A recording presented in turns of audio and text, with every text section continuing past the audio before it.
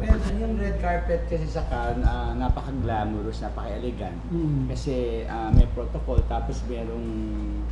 Very organized. Very organized kasi in fact, kung sino yung maglalakad sa red carpet, kasi pag nandun na syempre, ang daming mga videographer, mga cameraman, photographers. So, ano na rin, kasi yung nagunahan din kasi. Maingay. At saka, pero maganda doon, merong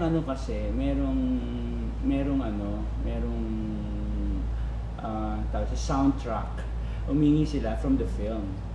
So yung soundtrack, actually kahit nandoon pa sa survey, sumingi sila ng soundtrack habang naglalakad kasi sa red carpet. So yung soundtrack, piniplay yung soundtrack ng film.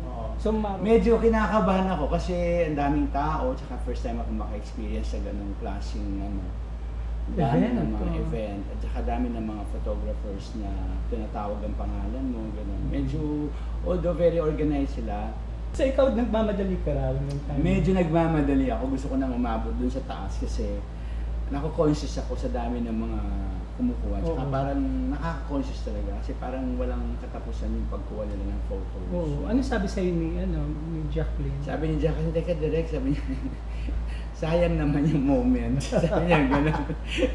Sandali lang, sabi niya, naman na natin itong moment. Sabi niya gano'n. Enjoy. Oo, enjoy na natin itong moment. Sabi niya gano'n. Kasi for actors, that's kind of once in a life. Oo, siyempre, pag artista, iba yung naglalakad ka siguro sa red carpet, yun. But, siyempre, pag behind the scene, mas gusto mo nang mapanood yung pelikula mo.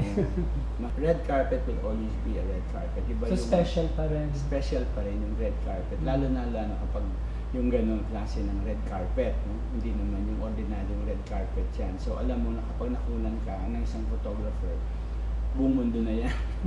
Diba? So, ikot yan buong mundo na. So, syempre, nandoon ka, nasa spotlight ka, no? But at the same time, parang ako iniisip ko rin, parang natutuwa din ako. Kasi pag kumalat itong mga litrato ito, puro mga Pilipino to eh. Diba? Para mga Pinoy delegation ka talaga. Hindi lang ako. Basta masaya, tsaka masaya na kapag naglalakad ka sa red carpet. Kasi parang ito yung parang tinitingnan na yung mga gumawa ng pelikula. They're representing the country. Tapos at the same time, nandoon na kayo lahat. And the most special part, yung magkakasama kayo. The team, no? Lalo na ngayon, masaya ako ngayon kasi hindi lang artista ang kasama ko. Sa akin kasi, this is it's not really a big film like Captive. This is a small film. But I'm really glad. Hindi kasi may pinagdaanan kasi yung Marosa eh. Diba? May pinagdaanan. Unang-una, matagal na yan. Pangalawa, very close sa akin yung kwento na yan kasi I was part of that. Personally, I was part of yung kwento, no? Hindi sa paggawa lang, kundi it was a personal experience. No? Merong lumapit sa iyo, humingi ng tulong. Yes. Kilala ko itong mga tao. So, importante based siya. Based on real life. So, sa akin, the mere fact na naisa pelikula siya at yung pinagdaanan ko yung maraming mga struggles at saka yung mga challenges bago mabuo itong pelikula. Hindi ko na sasabihin kung ano yung mga yun. Ay, napakalaking na nun. Pag nag-uusap na kami ng mga staff ko parang hindi ko akalain na mabubuo siya. Pero nabuo siya. Marosa is about crime and corruption. Yes, but drugs, corruption. But hindi lang poverty yung gusto mong makita, no? Yes, of course. Siyempre, ang sitwasyon kasi mahirap ang mga characters. At the same time, hindi lang naman ako nag-focus sa kahirapan. Actually, hindi ako talaga nag-focus sa kahirapan. Nag-focus ako dun sa sitwasyon, dun sa trabaho nila, no? Yung mga sideline nila, yung pagbebenta nila ng mga ng mga drugs, mga prohibited drugs, na naging way of life. Hindi big deal, no? Hindi big deal kasi kulang ang pera, gano'n. And at the same time, nag-focus ako, more importantly, dun sa relationship ng family.